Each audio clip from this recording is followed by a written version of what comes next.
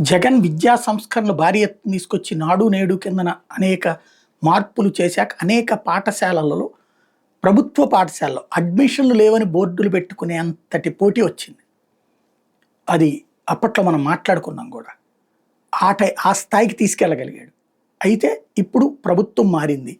అప్పటి వ్యవస్థ అంతా తప్పంటూ అధికారంలోకి వచ్చింది. పూర్తిగా మారుస్తామంది. అయితే అడ్మిషన్స్ సందర్భంలో అట్లాంటి బోర్డులు ఎక్కడా లేదు అన్నటువంటి విమర్శ ఓ పక్కన వైసీపీ సోషల్ మీడియా చేస్తున్న దశలో నెల్లూరు జిల్లాలో అట్లాంటి ఒకటి సక్సెస్ అయింది.